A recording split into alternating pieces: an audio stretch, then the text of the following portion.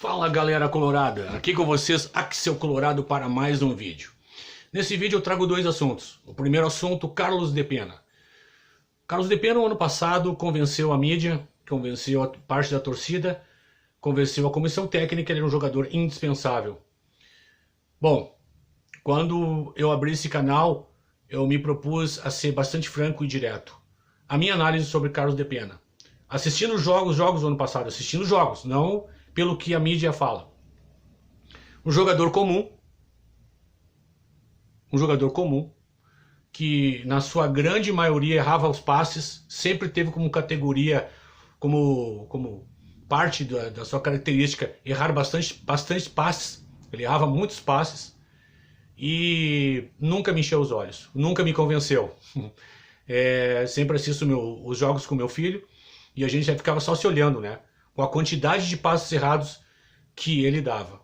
Um jogador também que não entrega na parte de energia, é um jogador que não se movimenta, é um jogador que não tem uma inteligência tática, na minha opinião.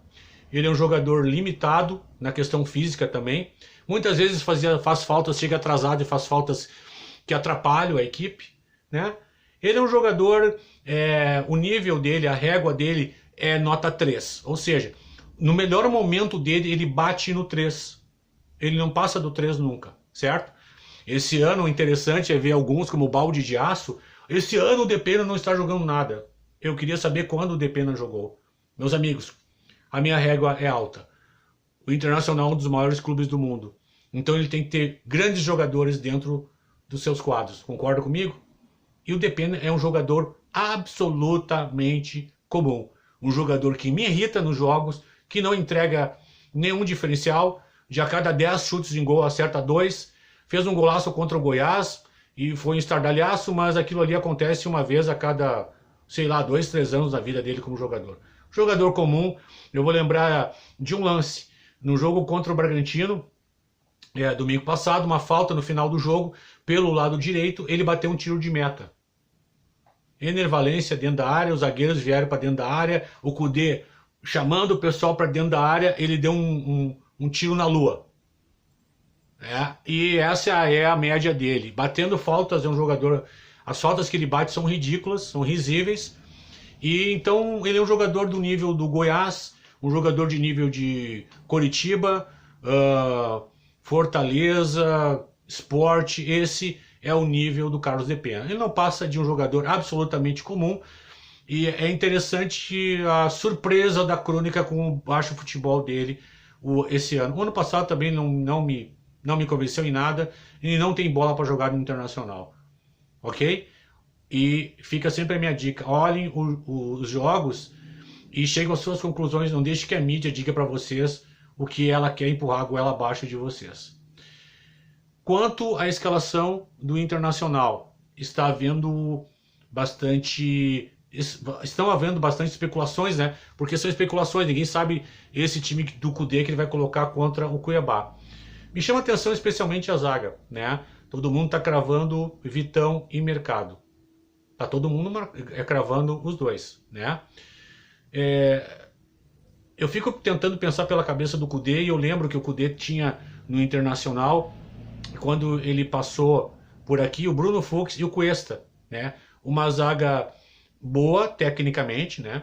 O Cuesta sempre teve um passe um pouco mais refinado, embora me irritasse às vezes com a quantidade de lançamentos que ele dava, né? Com bola sendo rifada, mas tecnicamente não há como negar que é um bom zagueiro. Provavelmente vai ser campeão brasileiro agora no Botafogo, porque para ser campeão nesses últimos anos jogando no Inter tu tem que sair, né? Porque a coisa aqui tá realmente complicada.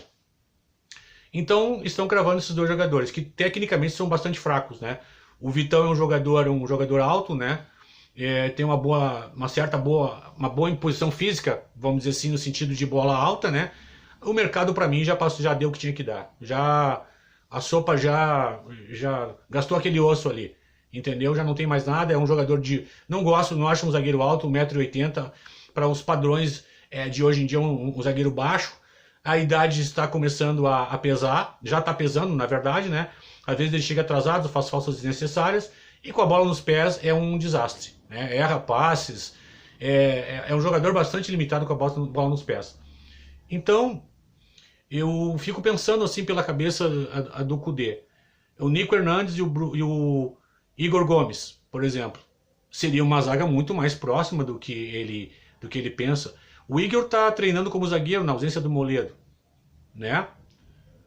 Então seria uma possibilidade de ele jogar com dois jogadores que saberiam sair jogando com a bola. Então, por que não? Nico Hernandes, né? E Igor Gomes. Ou Igor Gomes e Nico Hernandes. São jogadores que sabem sair jogando. Aliás, o Nico Hernandes me encheu os olhos, né? Ele me enche os olhos. Ele é um jogador que tem a cabeça erguida, ele tem um bom passe pra frente, obviamente, né? Porque passar pra trás qualquer um sabe, né? Um cabeça erguida, um bom passe, sabe sair jogando, sabe colocar os companheiros com um passe propositivo, né? Deixando o Inter em uma situação de atacar realmente, né? Então é um zagueiro que até hoje me enche os olhos, assim, né? O Internacional tem um problema na bola aérea, que eu, inclusive, antes de abrir o canal, conversava com alguns amigos meus, e vocês podem olhar se vocês quiserem. O Inter tem um Deus nos acuda. Se o River estudar isso e for essa zaga, nós vamos passar por problemas, que é uma bola cruzada em diagonal, não da linha de fundo, mas ela vem lá da intermediária, cruzada na diagonal, com meia-lua, uma bola longa, pegando o miolo da zaga. Tá? Geralmente, se essa bola passa pelo Vitão, é meio gol, porque o mercado nunca se antecipa, né? Ele não tem um bom posicionamento dentro da área. No jogo nacional, o gol de empate foi em cima dele, naquele jogo, no segundo jogo lá no Uruguai, né? O cabeceio foi em cima dele, porque realmente ele não tem um bom time de bola aérea. E o Inter tem tomado alguns gols e quase sofrido alguns gols de bola aérea, porque a defesa do Internacional vaza muito nesse aspecto. Então, o Igor Gomes é um cara bem alto, um zagueiro bem alto. O Nico Hernandes é um zagueiro de imposição física também, tem um bom tempo de recuperação e é um jogador técnico. Porque tem uma coisa, depois eu vou gravar um outro vídeo falando sobre isso aí que eu acho interessante. Eu sempre vou falar do Inter como um dos maiores clubes do mundo, isso aí não vai mudar nunca. O Inter é um dos maiores clubes do mundo e é inaceitável que jogadores que não sabem dar um passe, por exemplo, ou dominar uma bola, exerçam a profissão. Por que um zagueiro não pode saber passar bem uma bola? Por que um zagueiro não pode saber dominar bem uma bola, matar no peito e sair jogando? Eu não entendo esse tipo de coisa, eu não consigo entender isso aí. Eu acho que quando você joga ou você é presidente ou vice-futebol de um dos maiores clubes do mundo, se fosse eu gostaria que nas 11 posições, porque hoje em dia até o goleiro tem que saber jogar com os pés, eu gostaria de ter jogadores que sabem os fundamentos do futebol, sabem passar uma bola, dominar uma bola, não é isso? Cabecear uma bola, não é isso? Então o que nós vemos? Infelizmente nós temos zagueiros que são apenas rebatedores ou que fazem uma boa cobertura, só que o jogo ele é completo, né? A minha régua é o time de 1976. Qual era a zaga? Marinho, Pérez e Figueroa. Figueroa e Marinho Pérez. Sabiam jogar com a bola nos pés? Sabiam. Cabeça erguida? Tinham. Sabiam matar a bola no peito? Sabiam. Sabiam dominar uma bola? Sabiam. Então, na minha opinião, voltando a falar isso, eu vou dizer, o Inter é um dos maiores clubes do mundo. Do Brasil nem se fala, é um dos 4 maiores clubes do Brasil. E você tem que exigir, eu sou vice de futebol, não, eu aceito ser o vice de futebol, mas eu quero montar um time de 11 titulares que eles saibam jogar futebol. O futebol pleno. Então, pessoal, eu vou deixar aqui esse meu recado, deixo aqui esse meu recado, né? A minha dúvida sobre a zaga, que está todo mundo cravando isso aí. Eu acho que muitos podem se surpreender se o Nico Hernandes não aparecer como titular, tá? Porque, como eu digo, né? Os centrais do Kudê jogam no meio de campo, né? Ele quer todo mundo, o time amassando, né? Com esses dois zagueiros que vêm jogando, com o Mercado e o Vitão, eu não vejo possibilidade nenhuma. Eu vejo, pelo contrário, o Inter se colocar até em maus lençóis, porque digamos, a possibilidade desses dois errarem um passe, e como o time já tá... Imagina, né? O central errar um passe, já tá jogando ali na linha, no meio de campo. É quase um suicídio, né? Então, meus amigos, eu não descartaria o Nico Hernandes. Pelo menos o Nico Hernandes. E eu não sei se a zaga dele não vai ser Igor Gomes e Nico Hernandes, que seria muito mais perto das ideias que o Cudê tem de futebol.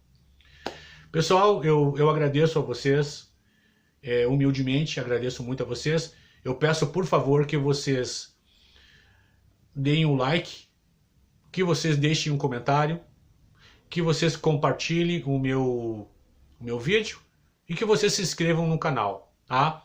Aqui tá falando um cara que é fora do sistema, tá? Eu não sou ex-comentarista, eu não sou comentarista, repórter, como eu disse no primeiro vídeo, ex-jogador, ex-treinador, eu tô fora do esquema. Eu tenho uma visão dura, crítica e vou cobrar sempre, na régua do Internacional, que é um dos maiores clubes do mundo, o melhor.